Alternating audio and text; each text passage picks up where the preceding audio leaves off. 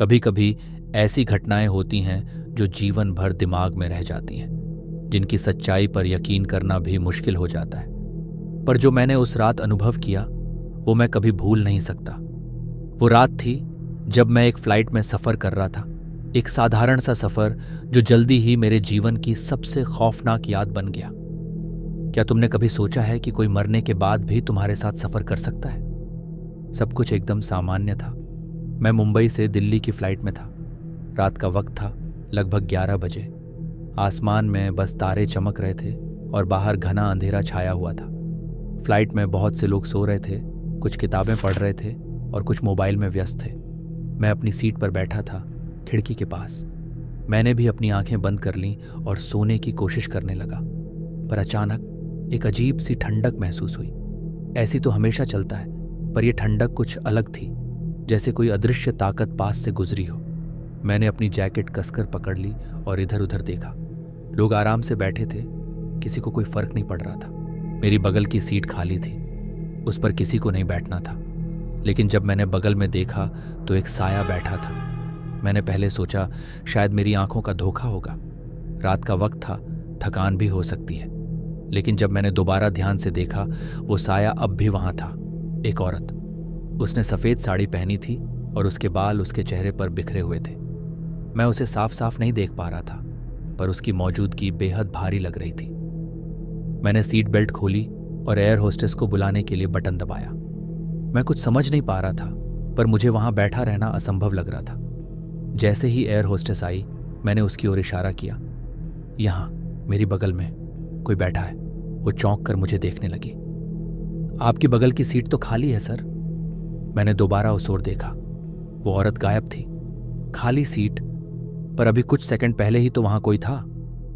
आपको शायद भ्रम हुआ होगा सर, उसने मुस्कुराते हुए कहा और वापस चली गई। लेकिन मुझे भ्रम नहीं हुआ था। मैंने साफ देखा था कि वहां कोई था। मैंने खुद को शांत करने की कोशिश की। शायद ये मेरी थकान की वजह से हो रहा है, मैंने खुद से कहा। पर असली खौफ की शुरुआत अभी बाकी थी। आधे घंटे बाद जब मैंने दोबारा अपनी आंखें बंद की तो मुझे एक ठंडी हवा का झोंका महसूस हुआ।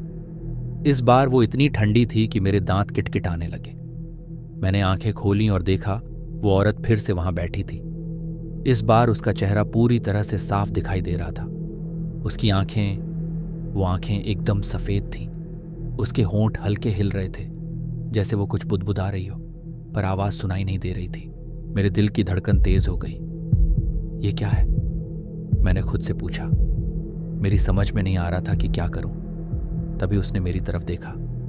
उसकी आंखों में ऐसा खालीपन था जैसे वो जिंदा ना हो। उसकी आंखें मुझ पर टिक गईं और अचानक मेरे कानों में किसी की फुसफुसाहट गूंजने लगी। तुम भी यहां नहीं बचोगे। मेरे शरीर ने जैसे काम करना बंद कर दिया हो। मैं हिल भी नहीं पा रहा था, बोल भी नहीं पा रहा था। फ्लाइट का सारा माहौल बदल गया था। चारों ओर एक अजीब सी सन्नाटा छा गया था। लोगों की बातें, बच्चों की हंसी, यहाँ तक कि एयर होस्टेस की आवाज भी नहीं आ रही थी।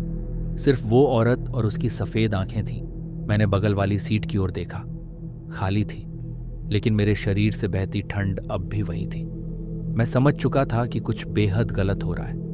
मैंने अपने आप को किसी तरह उठाया और टॉयलेट की ओर भागा। दरवाजा बंद कर लिया और अंदर जाकर खुद को आईने में देखने लगा। मैं पसीने में भीगा हुआ था, पर अजीब बात यह थी कि मेरा चेहरा उतना ही पीला लग रहा था जितनी उस औरत की आंखें थीं। क्या मैं भी उसी की तरह हो रहा था? अचानक बाथरूम की लाइट झपकने लगी। पहले हल्की सी, फिर एकदम तेज। लाइट की झपकन के साथ ही मेरी घबराहट बढ़ने लगी। मैंने दरवाज़ा खोलने की कोशिश की, पर वो बंद था। बाहर से किसी ने लॉक कर दिया था, या शायद वो खुद बंद हो गया था। मुझे समझ में नहीं आ रहा था। तभी आईने में मैंने देखा कि मेरे पीछे वो औरत खड़ी थी। उसकी आंखें इस बार और ज्यादा डरावनी थी और उसके होंठों से खून टपक रहा था। तुम यहाँ से नहीं बच सकते। उसकी आवाज़ अब साफ सुनाई देने लगी थी। उसने अपने खून भरे हाथों से मेरी गर्दन की तरफ इशारा किया। मैंने दरवाज़ा जोर से धक्का मारा और किसी तरह बाथरूम से बाहर निकला। बाहर आते ही मैं फ्लाइट की गैलरी में गिर पड़ा। लोगों ने मुझे घेर लिया। सर, क्या हुआ आपको? किसी ने पूछा। मैं कांपते हुए उठा। वो औरत, वो मेरे पीछे है। लोगों ने मुझे ऐसे देखा जैसे मैं पागल हो गया हूँ। किसी ने मेरी बात पर ध्यान नहीं दिया। एयर होस्टेस मुझे एक खाली सीट पर ले गई और कहा, आप शायद बहुत ज़्यादा थके हुए हैं, फ्लाइट में कुछ भी गलत नहीं है। मैं चुपचाप बैठ गया, लेकिन मेरे दिमाग में वो औरत अब भी थी। उसकी आंखें, उसका चेहरा, उसकी खून से भरी उंगलियां। मैं सोच भी नहीं सकता था कि ये सिर्फ मेरा भ्रम हो सकता है। जैसे जैसे फ्लाइट आगे बढ़ रही थी, मेरी बेचैनी भी बढ़ती जा रही थी। मैं हर समय उस औरत की उपस्थिति महसूस कर रहा था। और फिर अचानक फ्लाइट में लाइट्स चली गईं। पूरे जहाज में अंधेरा छा गया। एक पल के लिए किसी ने कुछ नहीं कहा। फिर अचानक चारों तरफ चीखें गूंजने लगी। लोग अपने सीट बेल्ट्स खोलने लगे, बच्चे रोने लगे। फ्लाइट में एक अजीब सा डर फैल गया था। और ठीक उसी वक्त मैंने देखा वो औरत अब गैलरी के बीचों बीच खड़ी थी। उसका चेहरा इस बार और ज़्यादा भयानक था। उसकी आंखों से खून बह रहा था और वो धीरे धीरे मुस्कुरा रही थी। फिर वो हवा में तैरने लगी, जैसे वो फ्लाइट के अंदर उड़ रही हो। लोग उसे देखकर और ज़ोर से चिल्लाने लगे। कोई उसे रोकने की कोशिश कर रहा था, कोई भागने की, लेकिन वो किसी को हाथ नहीं लगा रही थी, सिर्फ उनकी चीखों का आनंद ले रही थी। अचानक फ्लाइट के कैप्टन की आवाज़ आई, कृपया सभी यात्री अपनी सीटों पर बैठे रहें, फ्लाइट में कुछ टेक्निकल प्रॉब्लम है। Technical problem? नहीं, ये तो कुछ और ही था। मैंने खिड़की की तरफ देखा और जो देखा वो और भी भयानक था। बाहर फ्लाइट के पंखों पर खून के निशान थे और वही औरत अब खिड़की के बाहर उड़ रही थी। उसने मेरी तरफ देखा और धीरे से कहा, तुम्हारा अंत पास है। मेरा दिल इतनी जोर से धड़कने लगा जैसे वो मेरे सीने से बाहर आ जाएगा। मैंने सीट बेल्ट कसकर बांधी और बस भगवान से प्रार्थना करने लगा कि ये सब जल्दी खत्म हो जाए। कुछ देर बाद फ्लाइट की लाइट्स वापस आ गईं। अजीब बात यह थी कि लोग अब शांति से बैठ गए थे, जैसे कुछ हुआ ही नहीं।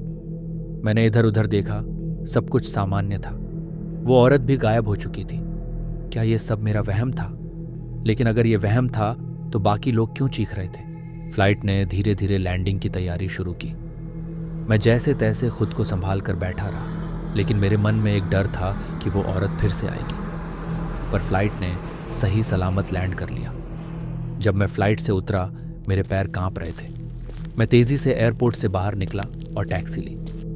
जैसे ही मैं टैक्सी में बैठा, ड्राइवर ने मेरी तरफ देखा और पूछा, सर, आप ठीक तो हैं? चेहरा आपका एकदम सफ़ेद पड़ गया है।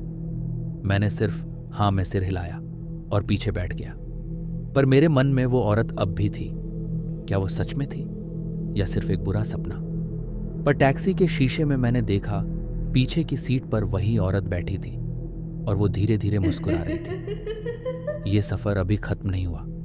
उसकी आवाज़ मेरे कानों में गूंज रही थी।